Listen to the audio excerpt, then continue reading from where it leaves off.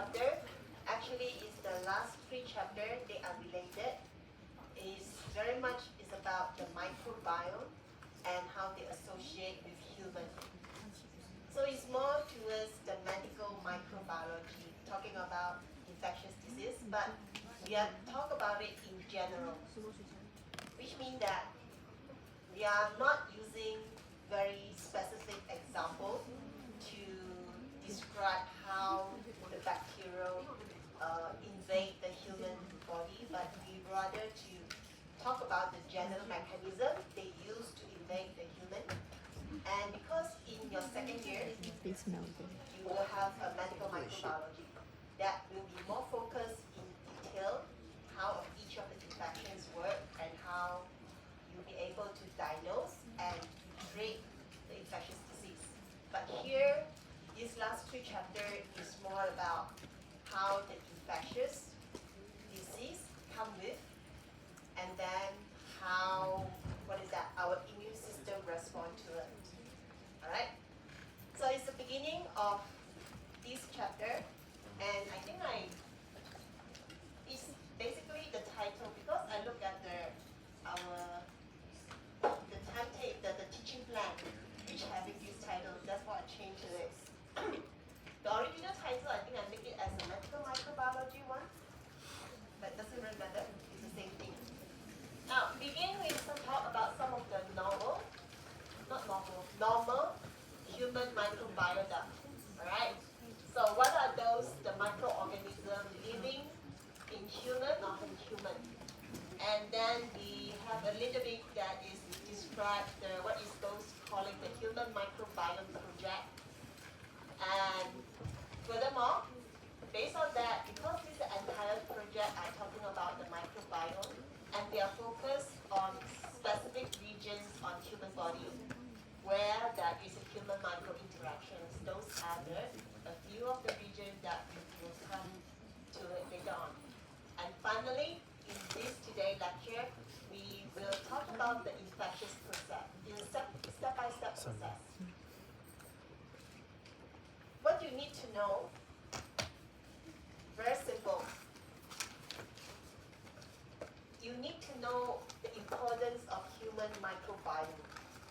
First of all, I will not give you 1, 2, 3, 4, 5, like stated each of the point, how important it is. But through the entire lecture, at the end, you will know that the importance of human microbiome.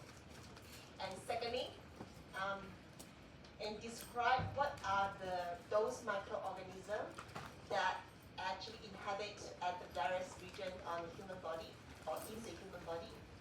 And finally, you need to know the process of the infections. Mainly we focus on the bacteria rather than virus or fungi. Now, first of all, the terminology. We have used microbiome, you must have heard about this, microbiota or metagenome. So they are totally different things. Sometimes people use microbiome or microbiota interchangeable. So they just take it loosely. But I'm still, even myself, I'm still actually trying to describe the microorganism. Sometimes I use microbiome, that's fine. But as long as you know that there are differences in a way that microbiome is include the community of the microorganism. For example, the microbiome in human body.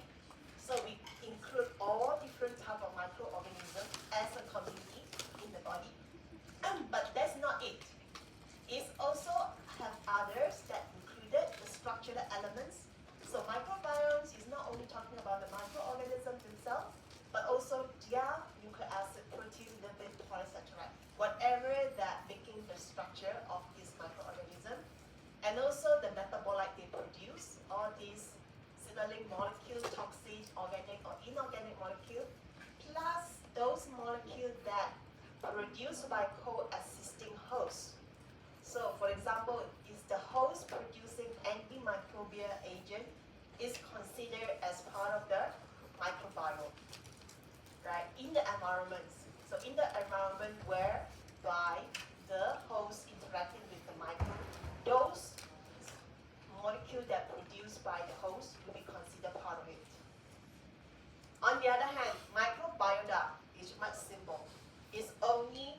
talking about a specific community of microorganisms that present in a very niche area, such as in a very specific regions, human gut.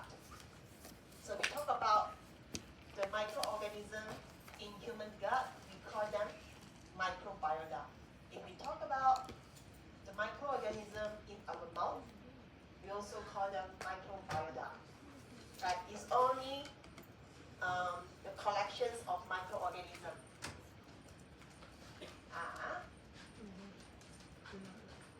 Now, metagenome. Metagenome, on the other hand, is talking about the genome. But we put meta. We will further actually describe what is the meaning of meta. So it's a collection of genome or genes from the populations of a microbiota. So it's all the gene or genome that collected. Basically, this will relate to sequencing because metagenome will be collected for sequencing to understand what is the existing microorganism present in particular regions or particular environments. So this is called metagenome.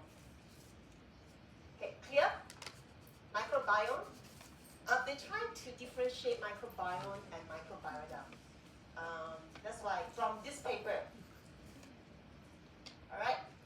If you want that, you can go further to search for this paper, and they have more examples to describe the difference between the microbiome and the microbiota. Now, this is the one. When you talk about the microbiome, we have microbiome all the time with us, right? But have you thought about when is the beginning when the microorganism enter the body? When is it? So people have the interest to know about that. It doesn't actually, because we are coming from a single cells, okay, a fertilized egg, let's say, there shouldn't have any, because it's single cell, there shouldn't have any contamination with the microorganism at the very beginning, right? And then until we have become the feeders. So when does actually that the first encounter between the human and the microorganism? As long as from this paper, they actually propose and prove that there is already a colonization happen in the infant gut, meaning that this is the feeders, in the gut of the feeders, okay, begin the prenatally, in the uterus, that is already, they found the microorganism in the fetus gut. So how come? They propose, one, that the microorganism actually is transferred from the mother to the feeders. So there are three ways. They can be transferred from, first of all, from the gut of the mother. So through that, they come out into the blood vessel. And then the blood vessel will go into the here and then transfers into the feeders. And secondly, and that is possible, that is because this uterus is so near to the vagina, so possible that is some microorganism has actually migrated or spread into the uterus. So that's possible. And the third, from the mouth. We know that the mouth has a lot of bacteria. So the bacteria from the mouth and can go all the way through our circulatory system, all the way into the uterus and then to the fetus as well. So this is how possible as early as we know that it could be from the stage, prenatal stage, the fetus already got the certain part of the microorganism through the mother. Now, it's even more important that people thinking about that when all of this information are found from the research. And how the baby was delivered are important too. So if it's naturally delivered through the vagina, so it will have predominantly, you will get those microorganisms which are lactobacillus or Prevotella. If they through the then you will have this kind of the skin microorganism, which is Staphylococcus. So the way the method of delivery is also important. It's also shape the gut microbiome of the infant. And furthermore, they has research on the very early age of the infant. So there are other factors, for example, antibiotic that they taken during the very first year, and their diet, the breastfeeding, genetic, and also the environment they expose, meaning that where the sibling or the parents, whoever stay in the same house, they all have the influence to the microbiomes of the baby. Alright. This is an example when we talk about preterm birth, people are interested. Is there any difference of the microbiota, the gut especially they're talking about? Any difference between the preterm birth and the full-term birth? Preterm birth meaning that the premature baby. So, and they found that that's very important, the environment, first of all, the influence to shape the gut microbiome of the preterm birth is the environment. So it's neonatal intensive care unit baby, like preterm birth, normally they put into the intensive care unit. And the environments, those are the nurses or the hygiene inside the intensive care unit, and also who are actually taking care of the baby. They are all very important to actually shape the microbiome, okay, the gut microbiota of the baby. And also they are taking medication as well. So that is also very important. We will see that in a minute. Now, if you compare the preterm and the full-term birth, you will find that the preterm birth, those premature baby reduce diversity, meaning that they have the number of different microorganisms reduced. So they will have more homogeneous type of microorganism. So they will have the increase of what? They will have the increase of these proteobacterial, including the Enterobacteriaceae, E. coli, Shigella, and Klebsiella. But other, which you normally found in the full-term birth, you actually, those are the ones that reduce, Adenobacterial, Bacteroidetes, and Firmicutes. Those are the ones that reduce, but these few of them increase. And they're looking into the microbiota of the gut. The reason or because, one of the reason or because of this. This is called necrotizing enterocolitis, NEC. It's inflammation in the intestine of the infant. What happens is that when the baby in the first week, you start to feeding them, right? You will find some baby, if they have got NEC, they start vomiting. They have very little appetite. So you feed them, they don't want to eat. Even you feed more, they start vomiting. They could have diarrhea, bloody diarrhea as well. They may have subsequently, they may have fever. And then you will see at the later stage, you will have so-called, abdominal distension, meaning that you have a swelling at the tummy. So this is all the symptom of NEC. And the mortality rate is very high, 50%. So they have to pay very much attention to this, because very likely those preterm birth baby, they will have the necrotizing enterocolitis. The reason that causing NEC, they propose, but not very clear, is due to the gut microorganism. Is the invasion, mainly because they are preterm birth. The gut is organ are not completely developed, so it's not very complete, not sealed off. That is possible to expose that gut into the microorganisms, certain type, which is pathogens, invade into the intestine and cause inflammations. So, and that is the beginning of that. And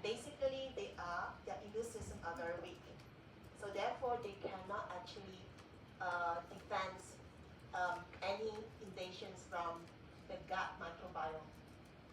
Alright? Next one. Now, talking about the antibiotic actually shape the profile of the microbiota in the infant gut. So, what happened is that, so when we take, it's not only for the infant, even the adult yourself, if you take antibiotic, what will happen? So, this is coming from this paper. They are focusing on, I think it's from humans, not particularly for the infant, but what happened is that you were at the beginning when you actually has the antibiotic treatment, right? Before the antibiotic treatment, you will have the variety of the microorganism. So different, even 1,000 type of the microorganism.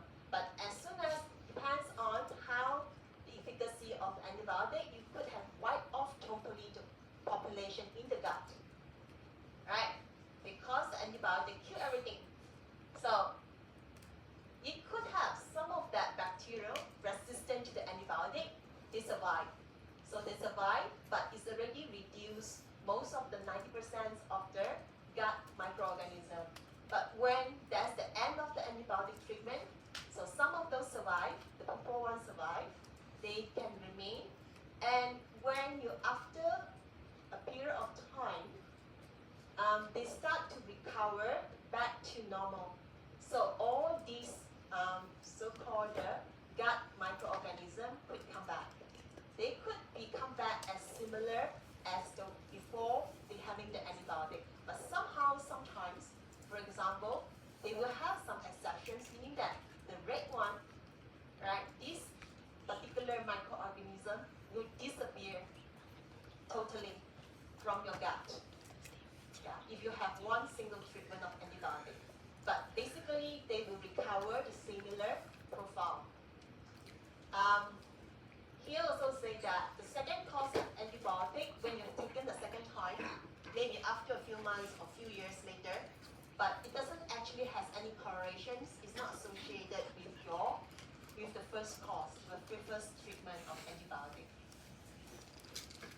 So basically, taking too many antibiotics is not a good thing, because we have a lot of good microbiota inside our gut to balance our health. If you take too many of antibiotics, you kill all of them, which I don't think is a good thing. Alright? Now, to summarize, this is the what to shape in the early life of the infant. So first thing is that when they are in the uterus, mother will transfer all the microorganisms, certain type, like for example from the gut microbiota, vagina infections that you have actually crossed and spread into the uterus, and also periodontitis, which is the gum disease that has a very bad, actually the microorganism can be transferred also into the fetus. Right? Secondly, during the birth, depends on the delivery. So you will have two different types. If you have vaginal delivery, so you will have more lactobacillus. Lactobacillus normally are the very common bacteria in the gut. Right? If you have C-section, cesareans, meaning that you will, because cesareans is actually cut and then take it out, you will be handled by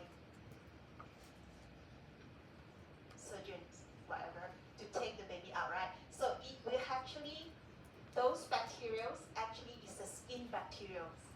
So the skin actually, those bacteria coming from the surgeon's hand, whoever taking out the baby. So therefore, they are totally different type of the populations. And when the baby is below 1 year old, what happens is that it depends on, for example, the feeding. So the feeding, the breastfeeding, you will have the bifidobacterium or lactobacillus. Similar, if you have the milk consumption, you will have all this, right, bifidobacterium and lactobacillus. However, when you turn them, you start to give them the solid food. So you will have definitely reducing of this type of bacteria, but you increasing the when you start to give a solid food. Other than that, of course, antibiotic, any medication they take also changing the microbiota. And the host genetic, this one is called Christian's scenarios. What is that? Is actually also present as one of the gut, very common as a gut bacterials. But they somehow, in research, they actually found these bacterials, gut bacterials, associate to certain populations. So it's pretty much that you will suddenly, in this family, or in this particular family, they will have a very high number of these bacteria. But you won't see that in other family or in other populations.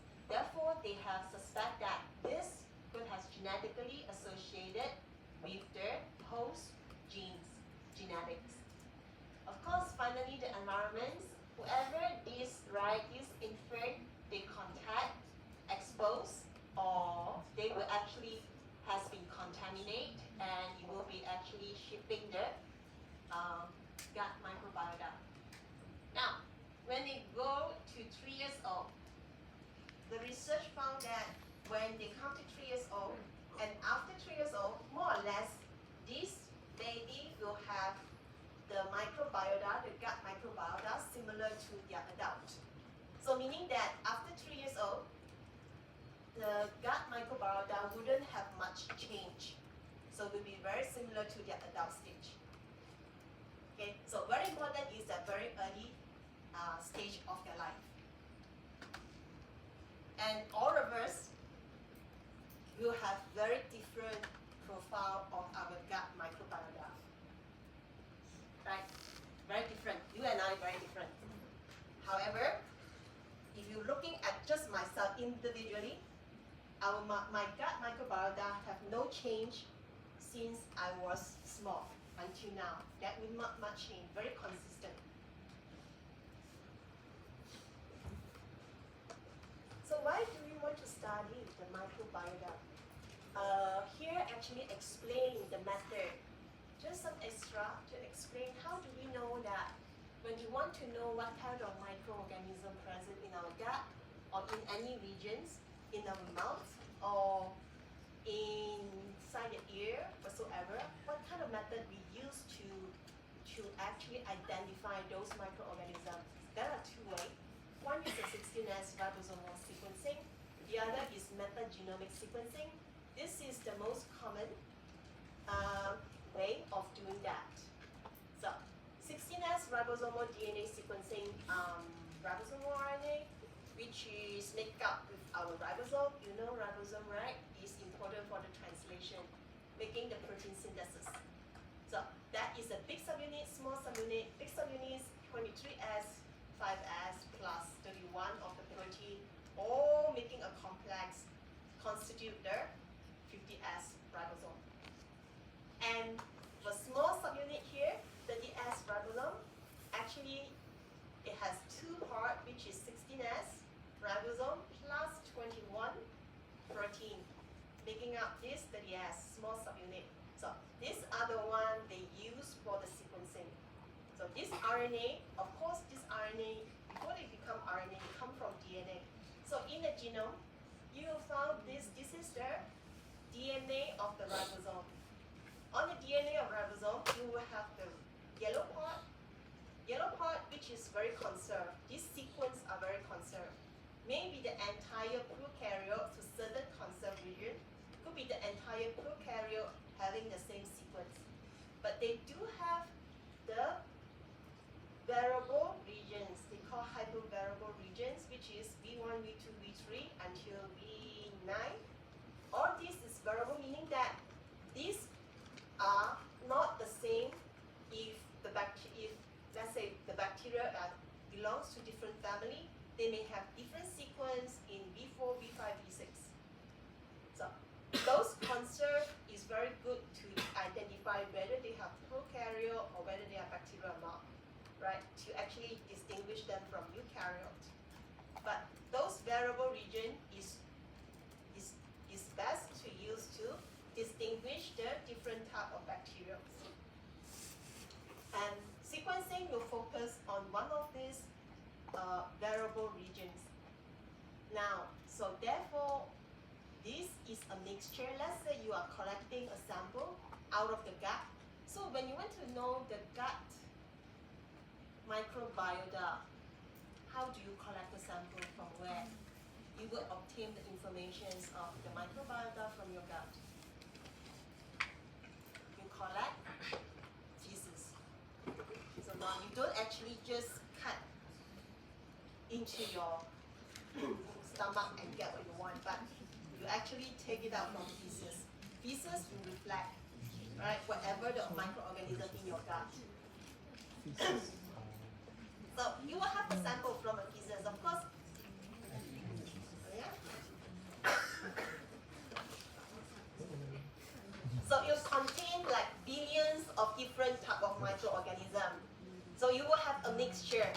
So the mixture doesn't really matter. They are mixture. I'm not going to culture them in the lab to identify each of them. I just taking the mixture, isolate their DNA. It doesn't really matter the DNA coming from the genome or coming from the plasmid whatsoever, or is actually contamination. I just do the sequencing out of that. All right. The sequencing is for the 16S ribosomal sequencing. I only targeting on this PCR, targeting on the variable regions. So how do we do that? Let's say that in this one, I'm going to collect the microbiome from the skin. So I do a swab on the skin, right, to get the microbiome, and I collected enough, right, in the tube. And what happened is that I do the PCR to amplify these particular regions, the variable regions for the 16S ribosomal gene. So after I have that, PCR have this one, and then I will do a lot of, it's really rely on the computational power to do the assembly and also the analysis of the sequence. At the end, and thanks to the database we currently have, since we have the sequencer, we can do the sequencing. I think thousands or even millions of the prokaryote genome has been sequenced. So we have a very rich database, a huge database, allow us to search. So we can identify whatever from our gut when we try to match my result, the sequence, to the database. I can find the identity of each of the microorganism. So with that, I can build a phylogenetic tree, seeing that what is the relationship between all these species in the gut, and so on. Alright? The second method is so-called metagenomic. It's a more advanced method, but it's also costly. They are not using 16S ribosomal RNA or 16S ribosomal DNA. They are using the entire genome, taking out from the prokaryote, taking out from the bacterial. So what is the difference is that that's again, they actually get the micro from the surface of the skin, and they extract the genomic DNA, whatever the DNA, and then they chop the DNA into small pieces. Why they want to chop a large? Because large pieces hard to be sequenced.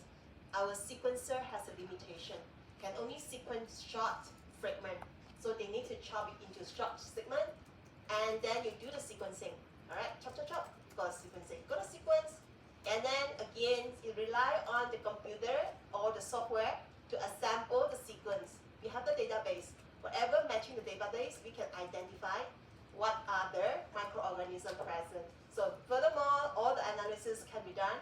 The analysis including not only the genome, it could be including some of the, some of the variation in the genome of the microorganism. Alright, so metagenomic is a study of collection genetic material from the mixed community of organisms. The difference of metagenomic sequencing from other sequencing is that metagenomic sequencing don't really care whatever the microorganism present in your sample. So it is starting from a person, a very smart person. Forgot his name. What is his name now? He's very famous. Doesn't matter. Has the first paper published of metagenomic is they collect the sample from the seed. So they don't really bring the seawater sample into the lab and isolate colony. They don't do that. No point, because a lot of the bacteria from the ocean cannot grow in the laboratory because they do not know the condition of the growth of the bacteria. A lot of them grow. So there's no point to grow the bacteria if you take the sample from the ocean. You just extract the DNA from the sample and then you just do the sequencing. And of course, they found at that time, which is 30 years ago, they found a lot of new sequence, meaning that a lot of new bacteria that actually present in ocean where they never discovered from. This is how they start with the metagenomic. And then metagenomic actually going into the more explore into further different area. Mining, from the mining field, right, you will have a lot of extreme bacteria or archaebacteria. So they want to know what can survive, or volcano, hot spring, because all these archaebacteria, they are not easy to be cultured in the lab. So therefore, metagenomic is a good way to just take the genome out of that and sequence it to identify what kind of microorganism present in those environmental regions. Finally, it developed in a way, then finally we focus on our human body. We also found that, oh, there is a community of microorganisms at a different region in the human body, and it would be a good way to use the metagenomic to actually use it to apply to find out what is the microbiota present in our body. Alright, this is a very typical question to ask. Why we want to study normal human microbiota? Because there is a trillions of the micro living in our body, and actually it's outnumber our human cells. So 10 to 1, roughly. Right, we have no microorganism.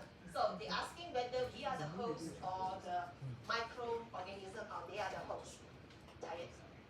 Now, second, the number of genes, right, adding up together by all the microbes in our body is actually 200 times the number of genes of human genome.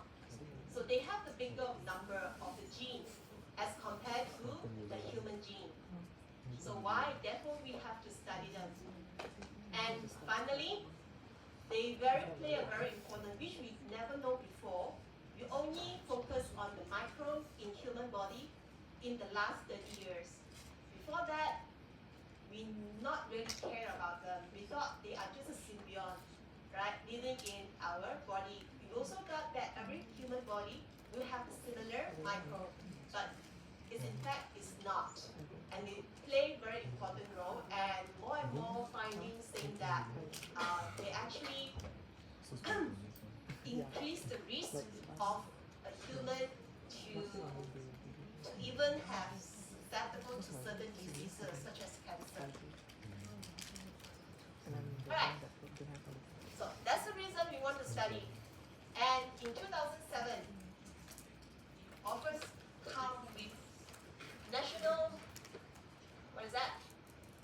Institute of Health, has NIH from the United States. They have an institution called National Human Genome Research Institution in NIH. They start to initiate a project called HMP, so Human Microbiome Project, in 2007, which is roughly about 20 years ago. What they want to know, because they start to realize that microbiota are very important for human health. We need to know them. And they start to doing a lot of sequencing.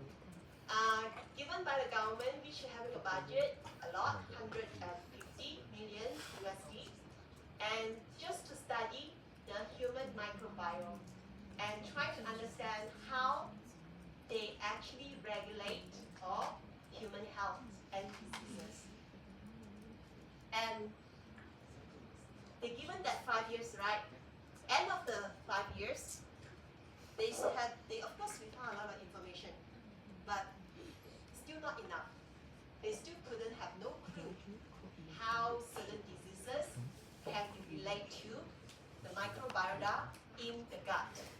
So then they launched a second phase, HMP2, to further study about that. So you will see that HMP1, the first project, they have focusing on the microorganism at the different regions on or in the human body. So oral, nasal, vagina, gut, and skin. Those are 1, 2, 3, 4, 1, 2, 3, 4, 5. 5 regions. They are collecting the microorganism from these regions and sequence them. What do they want to know? They want to know a few things here.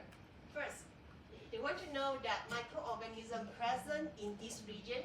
Second, they want to know what kind of, whatever the sample they collected, at that, what are the expression, what are the genes being expressed during the time on the skin or in the gut or in the mouth.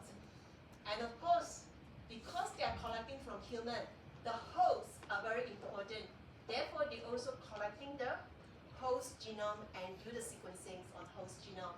Finally, if they are lucky, they can actually, you have enough sequence actually to get the entire genome of a particular microorganism.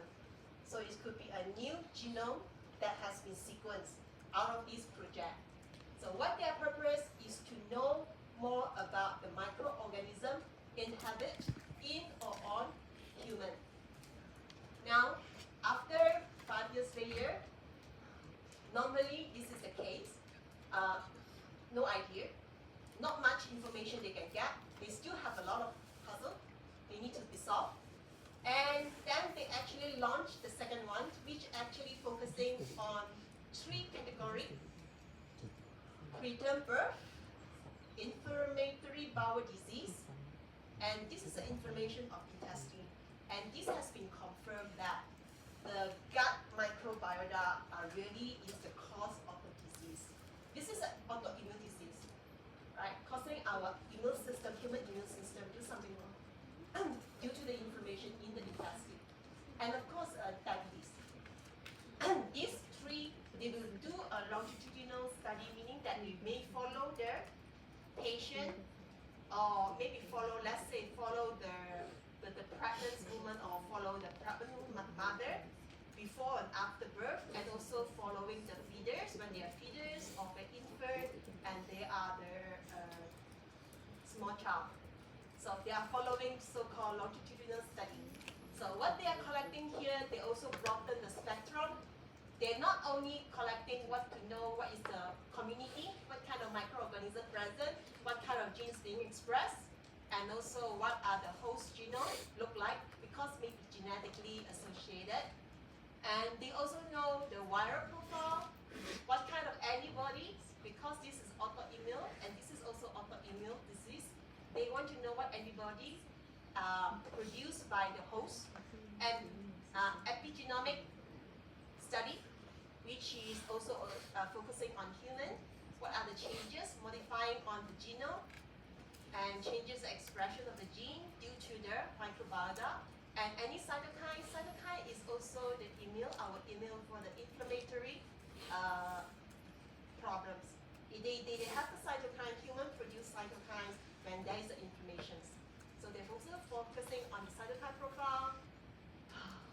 This is the metatranscriptomate.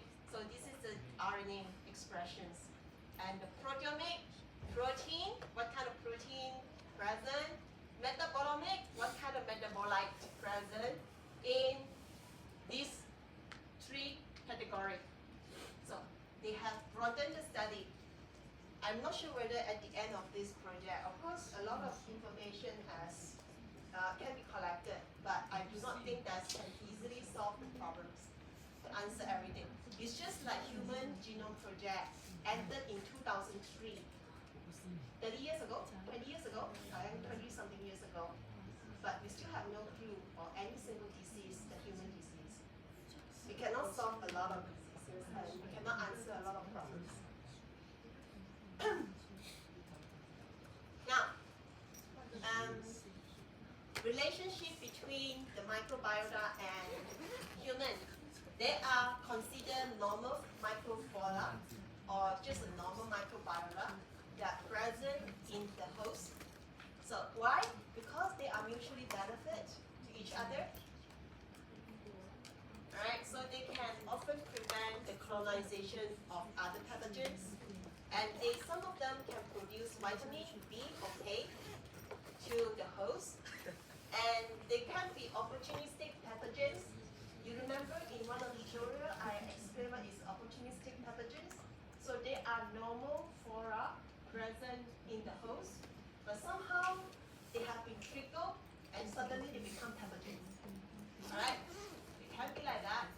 And compromised hosts, we study microbiome because compromised hosts, those are having very low immune system, and they probably has very weak immune system, can actually having a lot of trouble.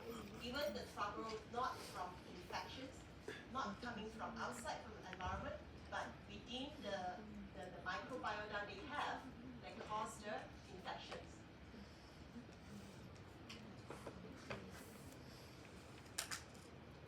Okay. I go a little bit more and then you can have a break. Alright? Now, we talk about different regions in habitat of the microorganism in the body or on the body. The first one is the skin. So for the skin, you can actually divide the skin into 3 types: dry, moisture, spacious, meaning oily. So you will have the forearm, the butt, hands, which are dry area. The moist area is armpit, scalp, and feet. And spacious area, forehead or face or behind the ear, those are the area. And why they want to divide them? Because they found that the microbiota present in these 3 areas are quite different. First thing they found that the diversity of the microbe. So normally the diversity reduces when they become more and more oily and more watery. So dry area will have more different type of microorganisms. When you all the way go to the very oily region, you will have limited microorganisms living there. Okay? So normal one that you have the moist area, you will have gram-positive bacterium, staphylococcus, corynebacterium. These are the very common. When you talk about skin microorganism, always remember Staph aureus or corynebacterium. They are the common skin bacterium. Spatial site has the least diversity, of course, and they mainly the dominant type of the bacteria are Cutibacteriums. So if you're looking at here, this is a spatial site. You will have a big chunk of these. What are these? This is a Cutibacterium species. So majority they are Cutibacterium. But when you go from spacious, moist to dry, at the dry they will have this here in the dry site. Alright? But the dry site will have more of the others. So others bacteria will have here, which is more than a quarter. The other type is the Staphylococcus and Corynebacterium on skin. So relatively, yeah, I think it's dominant blue. The Staphylococcus has more, and then Corynebacterium disappear. Meaning that Staphylococcus can tolerate oily area better than the Corynebacterium.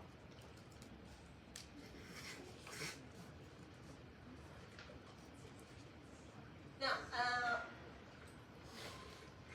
we talk about a little bit about the spacious side of skin. This is a skin. So you will have the skin surface where you see the dot, a lot of dot, red and blue. They are bacteria, fungus, or even virus or mite. So those are actually sitting on skin. Now, you have epidermis and dermis that you will have 2 different types of gland, sweat gland and spatial gland.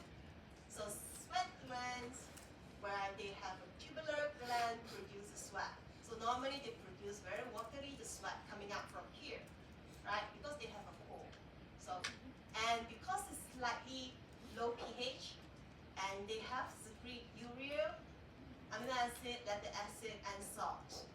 And slightly low pH, and the low pH actually eliminate a lot of other microorganisms. So they will only have different types. For example, the Staph aureus and Corynebacterial, they can actually inhabit that here. Spatial gland is the gland that with the hair follicle. So they have the hair actually growing up here, and beside that, that is a spatial gland. So the spatial gland produce something called sebum. The sebum is something, it's a liquid substance. So make it very oily. Right, so the human sebum is consisted of triglyceride, which is the lipid, fatty acid, fat extra, carbohydrate, all this. So this is how it look like. Now, does the normal microbiota of skin causing problems? Yes. Especially for you, not me. Acne. They actually can cause acne. You remember that in the spatial side, you will have these Cutibacteriums. Cutibacteriums are called Cutibacterium acne. If they have the outnumber of growth of this Cutibacterial acne, it will cause the acne. Acne basically, when you come very serious, you will have inflammations at the site of the spatial gland, where you have the follicle hair. Now, what happens is that it's a bacterial infection, of course. And where is it? It occurs in the hair follicles over here, normally in the hair follicle. And what happens is that you will have inflammation. Normally you will have rashes, okay, a pump that coming out like this. And there is different type of the acne, from good to bad. So, and whatever, remember, Cutibacterial acne is the one that living, they already actually living in the follicle here, in this tubular gland, but somehow they not really know the reason. They just know that when they have sudden growth of the bacteria and they form the biofilm and it become inflamed. When they inflame, that's causing the problems, right? So you have healthy like this. Sometimes you have whitehead, it's fine because the pore is being sealed. So you have bacteria living there, but you have eventually that's fine, right? And it's not pain, it's not red, and it's also not hot. So you will have the blackhead, which is also fine, and you have, because the blackhead is something, the melanin actually in the skin cells become oxidized, so it become black color. So otherwise it will be similar to that. This is an opening. That's why it's been exposed to oxygen, it's been oxidized. Now, these two, papule and the pus tube, and you will have this one, you actually inflammation because the number of the bacteria increase, and you actually attracting our immune cells coming to attack the microorganism. Normally it's Cutibacterium. So, and then you accumulate a lot of the immune cells, and if you're getting worse, it is actually not killing the cells. It's getting worse, then the cells growing more, biofilm form, and then you will have a lot of metabolite, whatever the trash from the bacteriums, and you will accumulate here. Alright, and somehow when like this, the difference between papule and this pustule is like this. When you actually squeeze a little bit, the pus will come out. So the pus is contain a lot of bacteria and also the immune cells. This is how they're causing the problems. Alright. Alright then. You can have how long do you want? How many? Okay. Slightly less than 10 minutes.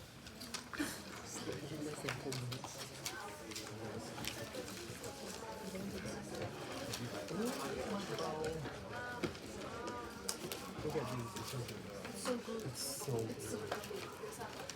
How much is it? I haven't tried. I don't know it.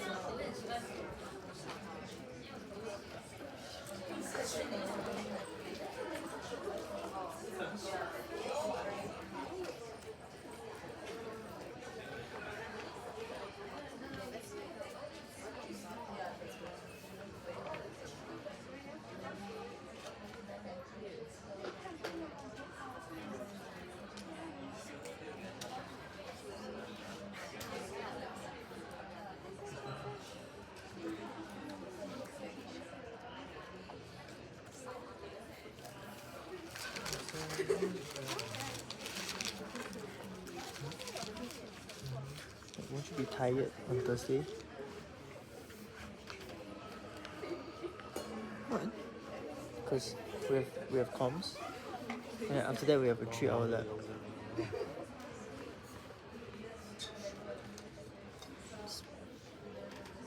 So wouldn't you rather do it on Wednesday?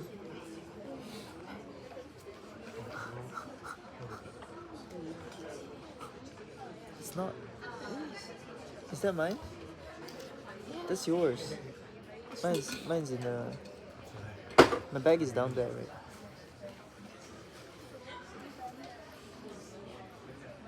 Is that mine? I don't have anything like that. Is that my bag? It's my bag. Why is it in your bag? 这是我的 bag 来的，说。喂，这是我的 bag 来的。No, this is your bag. Kakak said, oh no, this is my bag. Yeah. What is it? Maybe it's that one you borrowed from me. You borrowed one from me? It's yours. I don't remember putting it in your bag. Oh. Oh no. Oh, that day? Or was it? Uh-huh. I took your bag, what? But this one don't have already. Is it? Remember? No. The first time? I 那我这个没在这里。 You won't drop, right? 你是不是驾去前面啊？你的车不是滴滴的。Because the car key was in your bag, and I took your bag. Oh, so that one's fresh. Yes.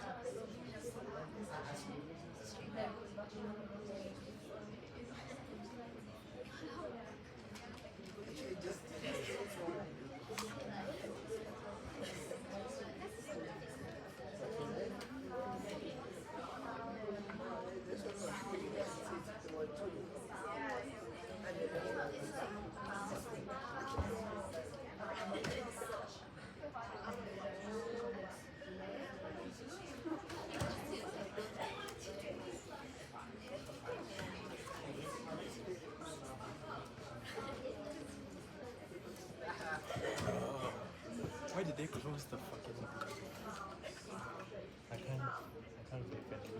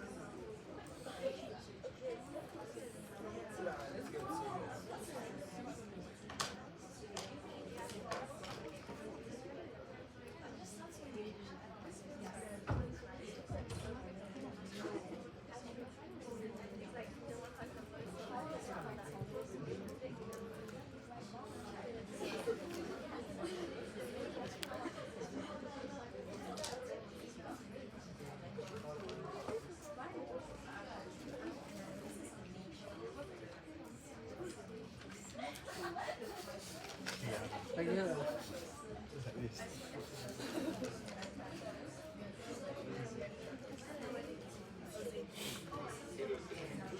You should film got pictures.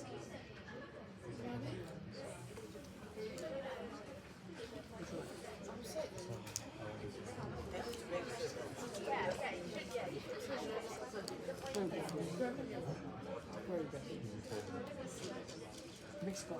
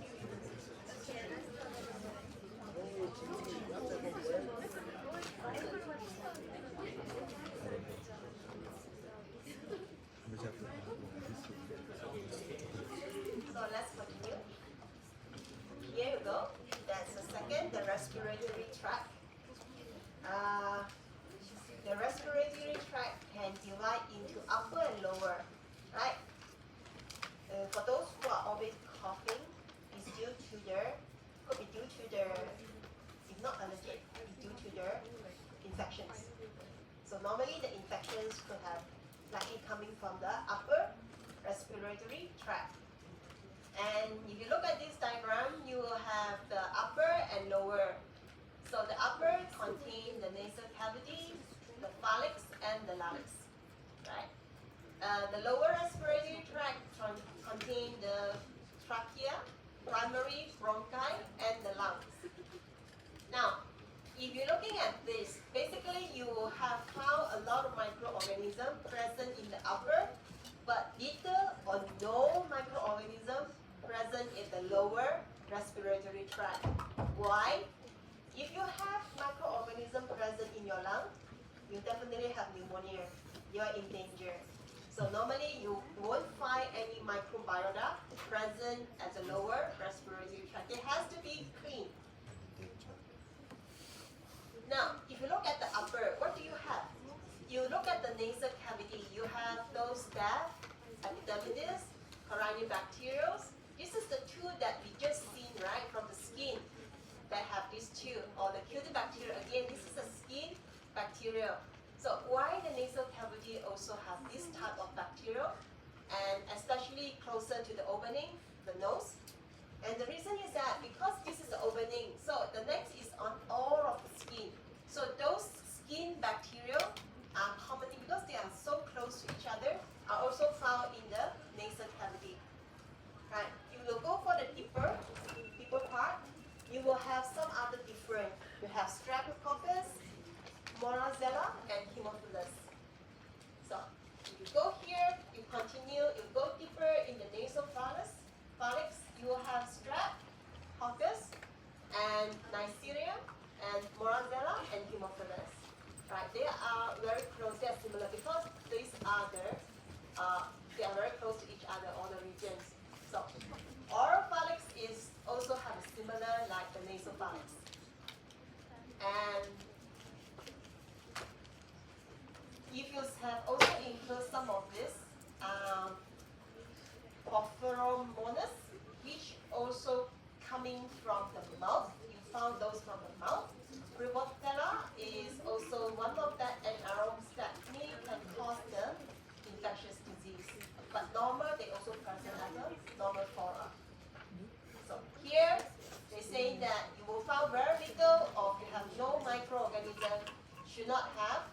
I mean, from this, the trachea and all the way that including the bronchi and the lung, you should not have any microorganism. If you have, occasionally you found, then you will have all this may be present. All right? So how our respiratory tract that can keep the lower part, which is free of microorganisms, how do they do that? Okay. Mucus. Yeah, mucus is one. Other than that, good. So those are, they have a so-called mucociliary escalator. It's a mechanism that eliminates the microorganism. So if you're looking at this is the part which is one of the trachea, right? In the trachea, you will have found those epithelial lining. So this is the epithelial cells, epithelial lining with the ciliated epithelial cells. So and you will also of course have the smooth cells here, and you also have this what is this called? Submucosal gland that they produce mucus. So they're producing mucus and then it's secreted out of here. So you will have found two layers. The upper layer is all the mucus, so very sticky and viscous. And you have the lower layer, you will have quite watery, and this is from the watery is the solution which is much, the fluid which is much, doesn't contain any mucus. The mucus normally at the upper layer. And also you found these so-called goblet cells. Goblet cells is also contribute to the mucus, secreting the mucus. Now all these epithelial cells, they are ciliated. What happened is that, do I have, let me see the next slide. I forgot what's the next slide. Should I use the next slide? No, I don't have.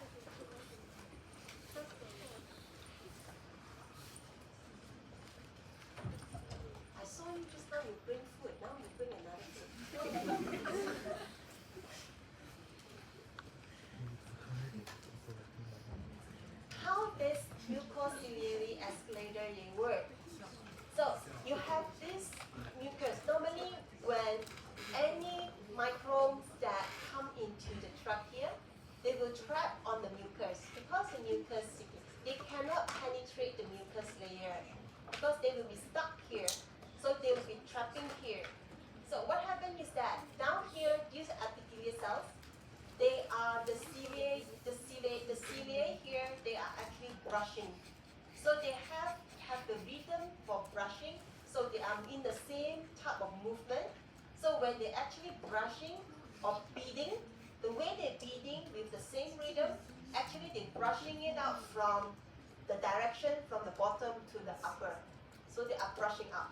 That's why when we cough, we can get the bacteria, whatever, the microbe, together with the mucus coming out. And because they have a continuous brushing that mucus towards from bottom to the upper. Alright, so this is how they call the mucociliary escalator.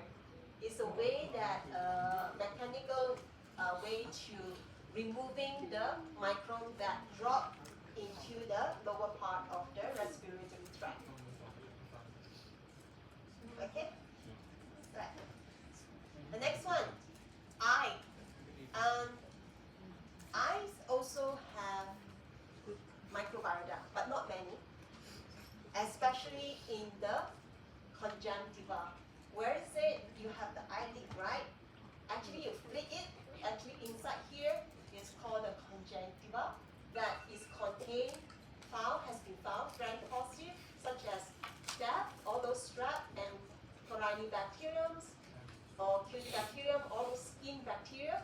You will also found some negative bacterium, some Haemophilus and Neisseria. Now, what have they do to proving that the contribution of the microbiota inside the conjunctiva? What they do, actually they help to act as a defense system to clear other pathogens. This particular corynebacteria, mastitis, so they are actually colonized in one of the experiments in the mouse conjunctiva, and they have checking when there is a mice without this particular type of bacteria, and what happens is that they inoculate these bacteria, corynebacteria, inside the mice, and then they become resistant to the Candida albicans, the yeast, and also the Pseudomonas aeruginosa. So they suggest that this particular corynebacteria stimulate the immune cells to produce and release something antimicrobial agents that kill pathogens, right, when they actually secrete the tears. So the microbiota actually helping to protect the eyes in, being infected by other microorganisms, either pathogens. Alright, your mouth and teeth.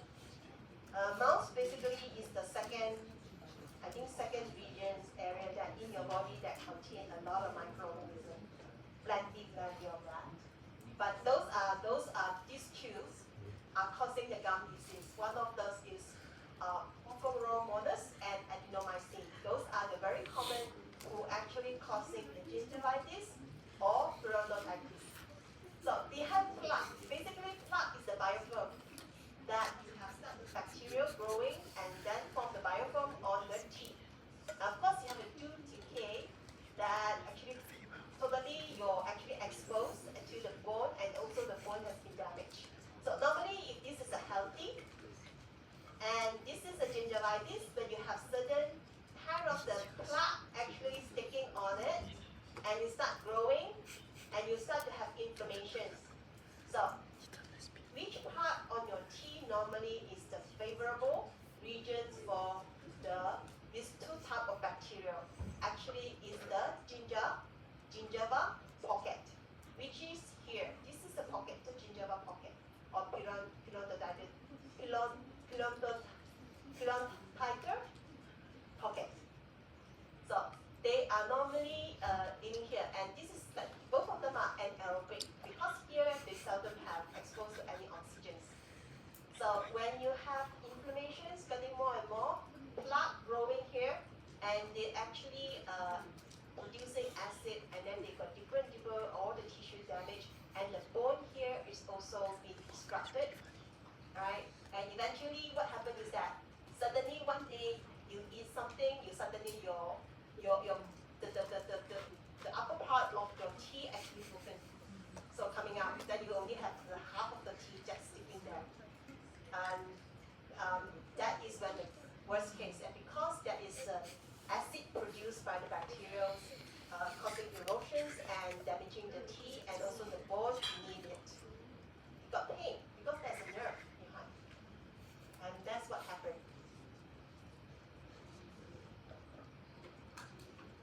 Alright.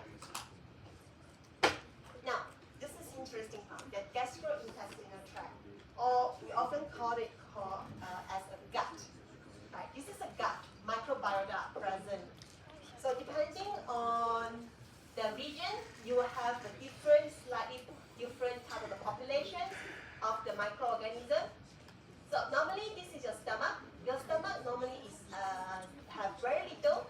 You see, either have 0 to 10 to the 2, meaning that 100 even is countable.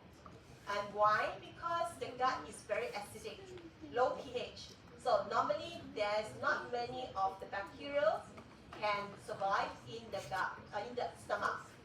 So you will have those lactobacillus, some of the fungus, the candida, streptococcus, okay, helicobacter pylori, and this is streptococcus present in the stomach.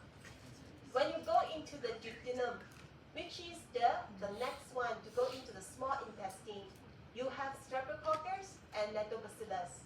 This is still very acidic, and you will have sharing because they are the next region, so they are sharing similar of the bacteria, streptococcus and lactobacillus.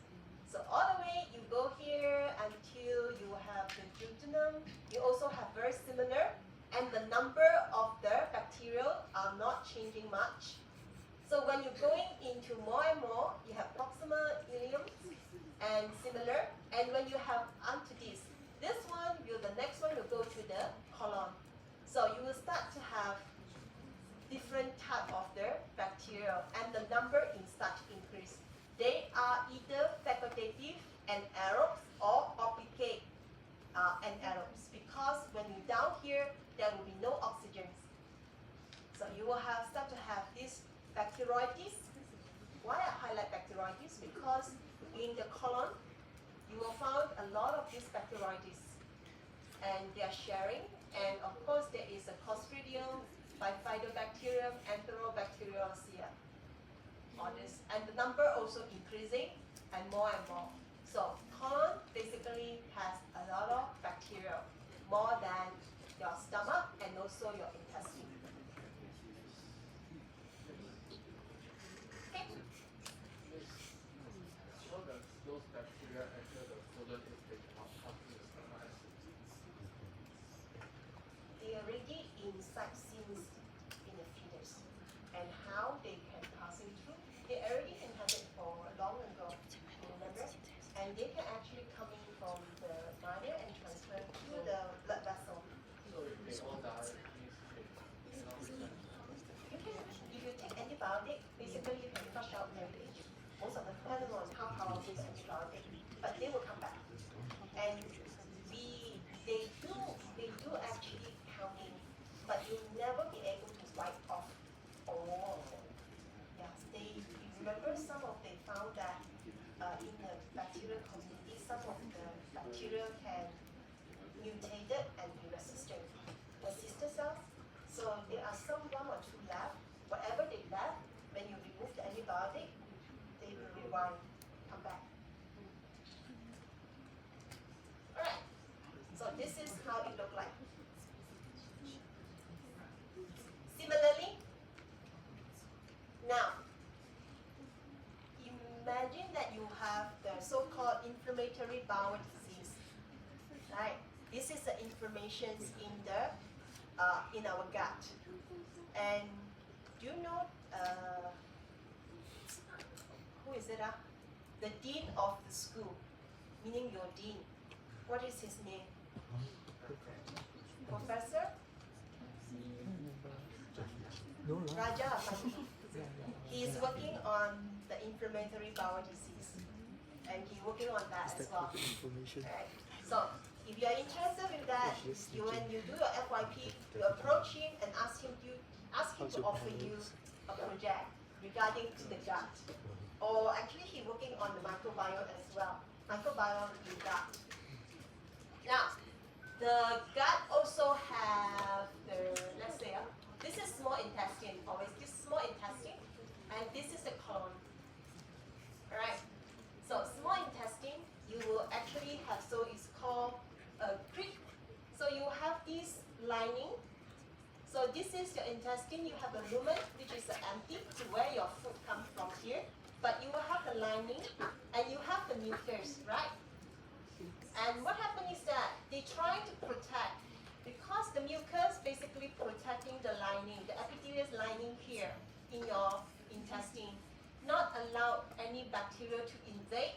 If they actually can pass through this epithelial lining, they basically can go underneath. There is a lot of blood vessel under here. So through the blood vessel, they can go in to any other part of the body. So it's very important. So to protect the gut, because when we take in the food, somehow the food will bring a lot of bacteria all the way, even can passing through stomach to intestine. That's why there's a protection. Mucus is one. So you have the goblet cells. Goblet cells secrete mucus. So you have goblet cells secrete mucus. That's why you found mucus. And you also have these different type of cells. What else? These two. Peptide cells. The peptide cells secrete what? Secrete antibacterial protein, which is lysozyme and defensin. These two actually, they secrete that they can killing the bacteria here. Right. This is colon. Colon looking similar. They also have their these two, and normally at the outer, right, the outer mucus layer, you found a lot of bacteria occupy these regions. But in the inner part, the lower layer, you found very little. So they are not allowed, they are not normally occupied in this here. Basically, there is some antibacterial substance that actually can kill, and also there are more viscous and not allow them to easily attach. Important is that not allow them easily to attach on the surface of the epithelial cells. And this is how they work. And of course, you also found in the next few slides, not this one, I would like to know how actually the bacteria use their way to actually invade the epithelial cells. So we come to this part, infectious process.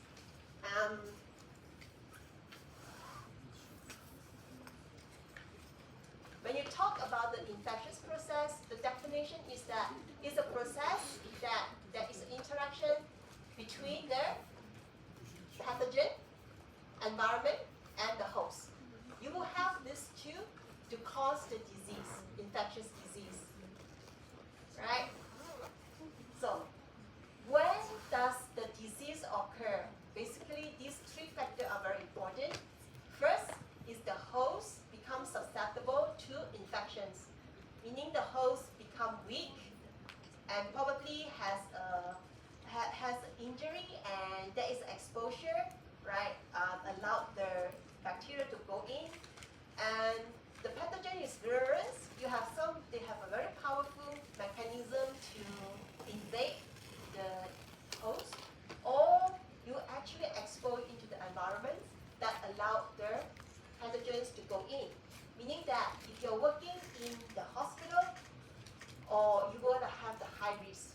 For example, here, the environmental risk staying here. So it all depends on people, places, physical structure, space, time, when, and you will encounter it. And environmentals, including the healthcare environment, is in a high risk. For example, hospital, clinic, will have a high risk that you will encounter the pathogens. Or you have in the community setting, for example, the old folks homes, basically is a place because the elderly people easily have a weak immune system, easily they get infected. So you will have a lot of disease, a lot of microorganisms, they are like to be there. And kindergarten as well. Kindergarten, you have small kids easily being infected. So there are the places we consider slightly high risk. And also the unique practice in the environment or unique, for example, disposable needles. I think it's back to like 20 years, or no, 30 years ago, when you use the needle, it's not disposable. Normally they flame the needles. So they actually use the same needle from patient to patient.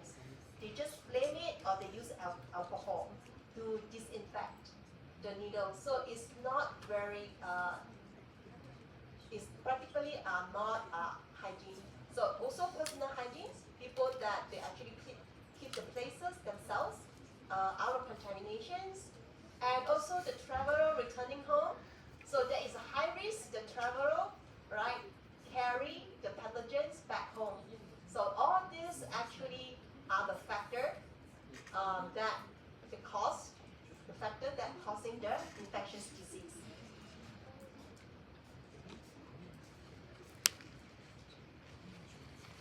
Now, the type of the pathogens, you can actually, they are the same. You just, the way that we call it can be slightly different.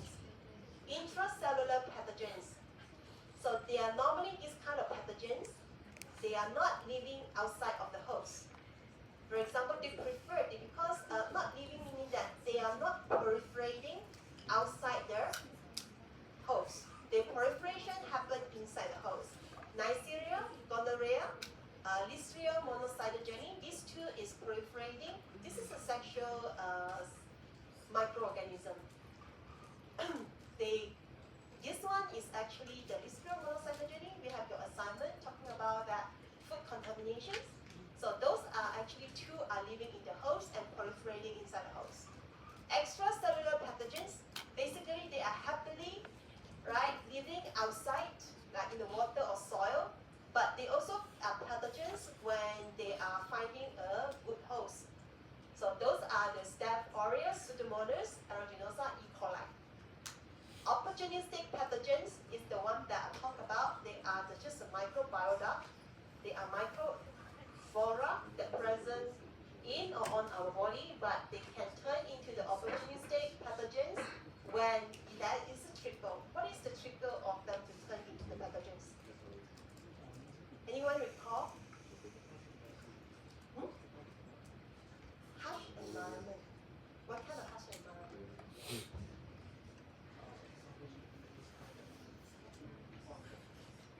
Oh no, when they become pathogens, normally they are normal microbiota.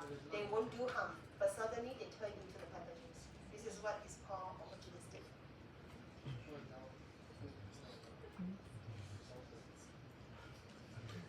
Could be one of the reasons they spreading to find nutrients. Actually, it all depends on the host. So they are living inside our body, let's say. But if our defense, remember in tutorial I explained that our immune system and also the virulence of the pathogen that make into a balance. If the virulence high, so they become infectious. So if our immune system high, it can protect us from the pathogens to reduce the number of the pathogens. So their number is small, they cannot form any biofilm. So when our immune system low, the number of the pathogens or the microorganism high. So that is a balance for our defense system. So opportunistic actually is all depends on the host immune system. Vector-borne is another type. Basically, they're also pathogen, but they are actually carried by the vector. The vector can be an insect, or it can, for example, the Lyme disease, the tick, the black leg tick, actually carry this Borrelia burgdorferi. So you will have infections with high fever, and you will have something like a ring-like red color, swearing,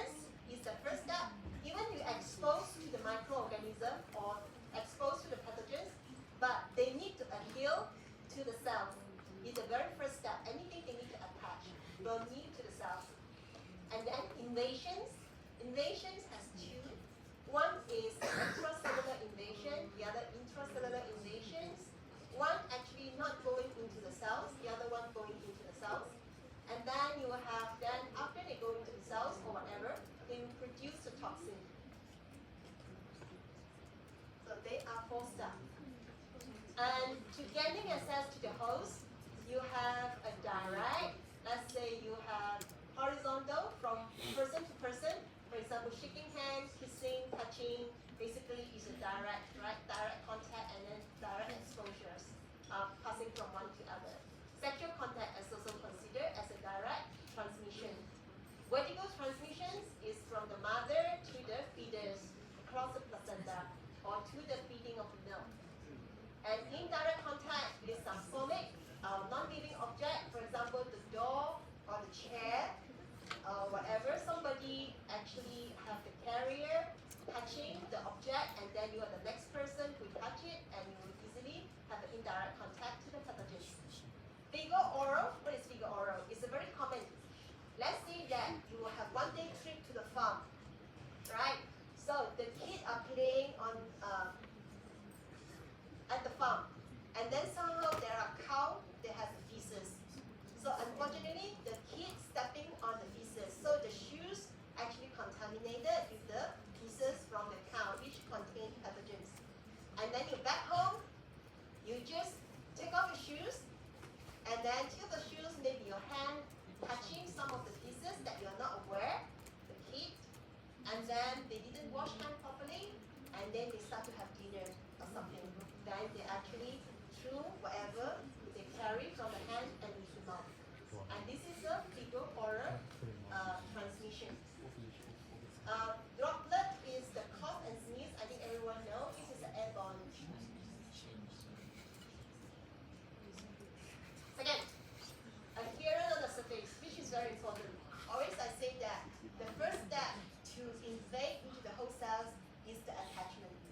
So they have different. Virus has a very good mechanism, and bacteria too.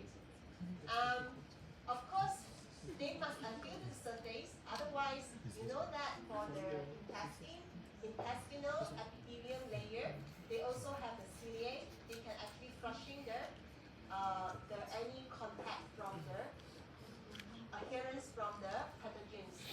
So they must have their weight, the so-called adherence factor. Normally, they are on the surface of the bacteria, either protein or glycoprotein that they found in the villi or membrane or capsule, which is outside on the surface of the bacteria. They can adhere to their host cells. So, and they are very specific to the host cell as well. Like E. coli P-type membrane, they're only targeting on the urinary tract, and the S-type membrane, you only target on the central nervous system. So every time that imagine that first step in the pathogens is for the adherence. It's more specific here that is into two types of the invasion. So two type invasion, one is called extracellular, the other is called intracellular invasion. So what is extracellular invasions? So extracellular invasion, these pathogens, let's say these bacteria, they just adhere on the cell surface. They never go into the cells. Somehow, they can release toxin into the cells, causing the cell die. On the other hand, intracellular pathogens, they actually go into their cells and causing the damage of the cells. Of course, the cells have lysozymes trying to degrade, but somehow there is a battle between the pathogens and the lysozyme. Right? So intracellular is the pathogens can go into cells and damage the cells. Extra pathogens, they never enter the cells, but they can release toxin into the cells and causing the cells damage. And this is the extracellular, one of the example, E. coli 0157H7. How do they actually colonize on the cell surface?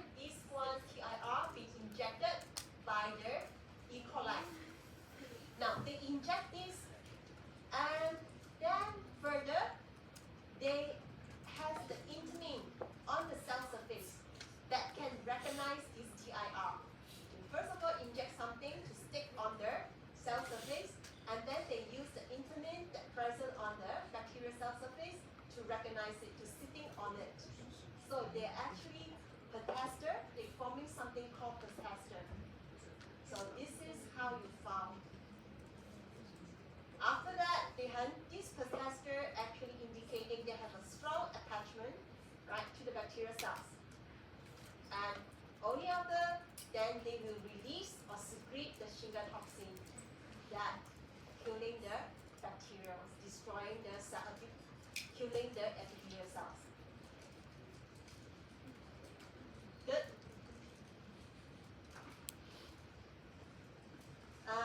Here is the intracellular invasions. Normally, those need to secrete the enzyme that allow them to penetrate the tissue or the extracellular matrix. They have the hyaluronidase, collagenase, coagulase, or kinase. All these enzymes help them to break down, for example, collagenase, break down the collagen in the extracellular tissue or connective tissue. Alright, like this, actually, if they want to go in further, so these are the epithelial lining. They are not going, they want to actually to get the nutrient coming because underneath here, they will have a lot of blood vessels that contain a lot of nutrient. So in order to penetrate, they may release the collagenase or the hyaluronidase that dissolving the connective tissue so that they can invade to a deeper tissue and to access to the blood vessel to get the nutrient. And this one, they are also trying to do invasion, but they are smarter. So coagulase, actually, they making something coagulated. So that is a blood, like the platelets actually releasing. They actually form a clot. So this is a bacterial. So how do they escape? For example, when there is a bacterial invasion, they actually sited here. So the inner cell will definitely come along through the blood vessel, coming out to actually clear the bacteria, the pathogen here. Now, they need to actually try to escape from the attack from our immune system. Let's say the macrophages coming out to here trying to kill. Then what they do, they use the coagulase to forming a clot, right? Actually protecting them from their macrophages. So when there is no signal coming, there's no immune cell coming, then they use the kinase to dissolve the clot and then they releasing them into the vessel. So this is how they use all these, a few of these enzymes. They try to avoid the phagocyte. This one I think you're very familiar. LPS. Now we're talking about the releasing of the toxin, which is the very last step of the invasion from the bacteria.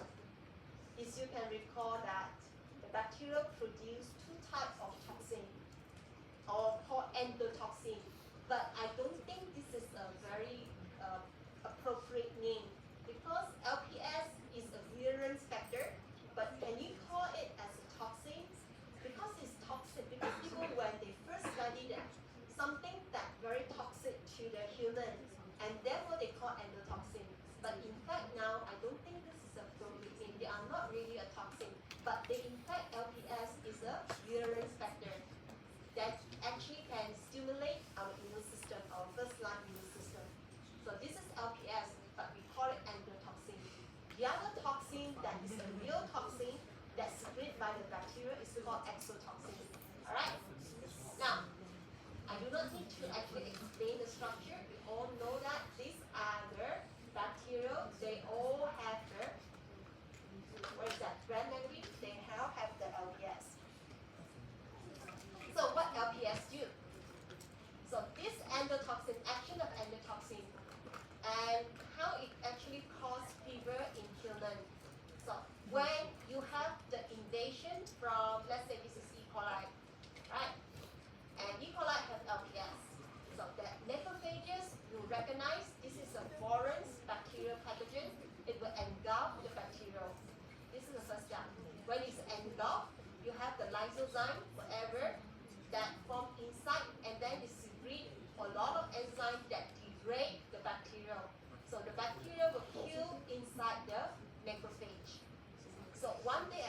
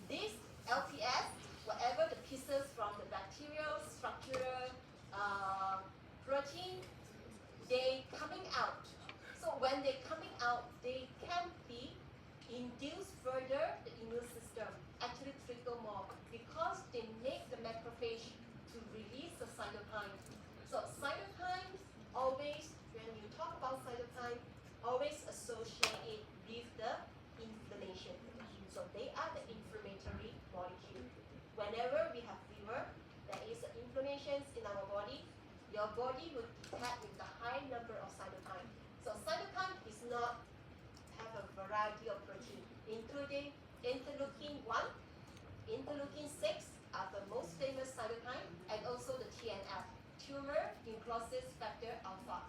So those are the very important cytokines that are in high level in our body during the inflammation.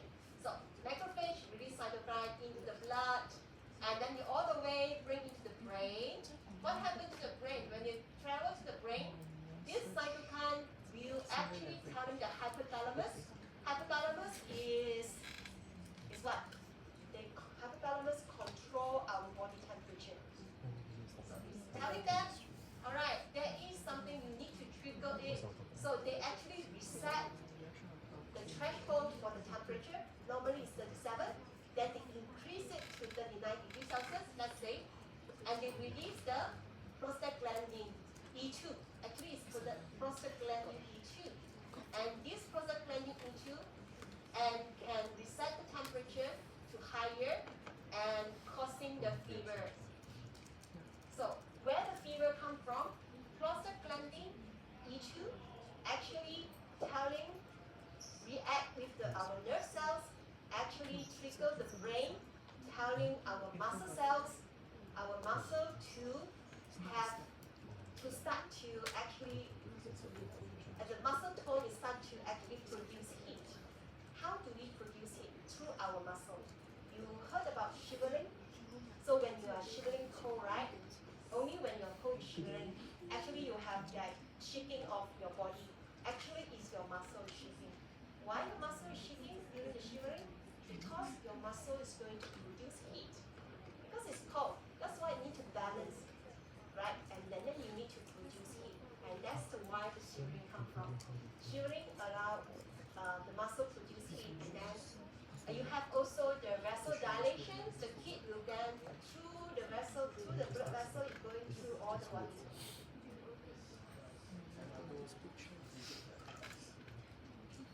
What inhibits the production? Panadol, you're talking about Panadol. Actually, I do not know Panadol, how Panadol. But a lot of drugs that they are targeting the cytokine. A lot of autoimmune disease. I'm not sure about Panadol. Anyone know about Panadol, how Panadol works? I don't really like Panadol, I don't use Panadol. But all other anti-inflammatory drugs, they can targeting on cytokine. As long as you get the cytokine level down, then you have reduced the inflammation, reduce the fever. This is one of the target. Of course, they have different kind of targets. So this is the action of endotoxin. Now we talk about exotoxin. Exotoxin is really a toxin released by the bacteria. I think most bacteria, they have this exotoxin. Most of them, they have neurotoxin, they have cytotoxin, hemolysin, which is targeting on red blood cells, enterotoxin targeting on the intestinal epithelial cells. So they have different targets. So most of these toxins, other than neurotoxin, cytotoxin, hemolysin, enterotoxin, they are pore-forming toxin. Right? They are pore-forming toxin, meaning that they're making pore on the whole cells, and from that they're damaging the cells. So, and they are, because they are the foreign substance, they triggering the first line immune response. What is the first line immune response? First line, normally you will attract a lot of macrophages. So macrophages can engulf the bacteria. So macrophages or neutrophil, they consider the first line immune cells. And don't worry, I think next chapter we'll have more about the immune system. Now, this is the last slide. Talking about the mechanism, how they form pore. Consider this is a bacterial, so-called pore-forming toxin coming from the bacterial. Cytotoxin meaning that they are lysing the cells. Cytotoxin. This toxin lyses the cells. So this is one unit, one protein of this pore-forming toxin. It's a protein. So when they are coming near the membrane of the whole cells,